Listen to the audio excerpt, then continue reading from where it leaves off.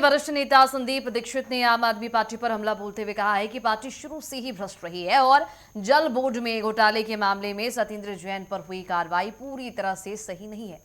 इसी के साथ उन्होंने कहा कि कांग्रेस सांसद राहुल गांधी सदैव छात्रों के अधिकारों के लिए खड़े रहे हैं, जिसके चलते झारखंड में छात्र खुलकर उनकी सराहना कर रहे हैं। देखिए रिपोर्ट। इस वक्त हमारे साथ बातचीत करने के लिए मौजूद है कांग्रेस पार्टी के वरिष्ठ नेता संदीप दीक्षित जी। दीक्षित साहब, झारखंड में हमने देखा था पहले स्टूडेंट प्रोटेस्ट कर रहे थे, उनकी मांगे मान ली गई, लेकिन अब कहा जा रहा है कि रिव्यू कर रहे हैं जिनकी नौकरी लगी थी और कुछ लोगों को हटाया भी जा रहा है। अब वो लोग धरना प्रदर्शन कर रहे हैं, किस तरीके से? नहीं, देखिए साहब, रिव्यू करना, दोबारा से समीक्षा करना, और अगर जनता में संदेह है कि कोई इम्तहान या कोई अपॉइंटमेंट सही तरीके से नहीं हुए, वो सरकार का अपना दायित्व होता है और सरकार कर सकती है।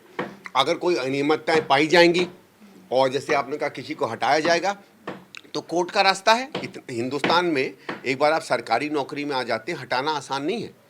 आप कुछ भी ना करो, दिन भर कुर्सी पे बैठे रहो, तो भी आपको नहीं हटा सकते। तो ये एक शक्ति दी गई है सरकारी अधिकारियों को, तो सरकारी अधिकारियों को क्यों दिक्कत होनी चाहिए? देखिए, इतना तो मालूम है कि कई ऐसे इम्तहान हुए हैं जिनमें व्यापक रूप से गड़बड़ियां हुई, चाहे व्यापम ले लीजिए मध्य प्रदेश का, चाहे और ले लीजिए। और अगर सरकार के अंदर में सही काम करने की निष्ठा है, तो ये तो कम से कम वो चीज़ है कि करें, एक बार रिव्यू करें, फिर देखते हैं ना क्या सबूत सामने आता है। तो इसमें लोगों को द्वेलित क्यों होना चाहिए, ये मुझे नहीं समझ में आता।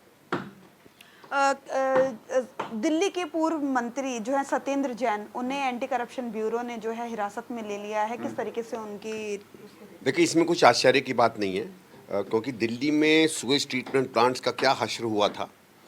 एक तो काम नहीं हुआ उस पर, और जब जब खबरें आ रही थी कि जिन कीमतों पे इन्हें बनना चाहिए था या जिन स्पेसिफिकेशंस पे बनना चाहिए था, उसमें पिछले 10-12 साल से अनियमितताओं की बहुत खबर आई थी। तो मुझे तो कोई आश्चर्य नहीं लगता है कि एसीबी को इसमें कोई क्या गलत मिला है।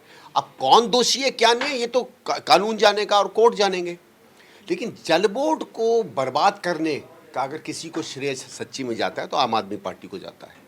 अब भारतीय जनता पार्टी की सरकार 1-1.5 साल से कुछ संघर्ष कर रही है, लेकिन इन बेचारों की तो मुझे नहीं लगता ज़्यादा समझ में कोई चीज़ आती है, क्योंकि अगर इनको कहीं धर्म नहीं दिखता है तो फिर इनको समझ में नहीं आता हम क्या करें।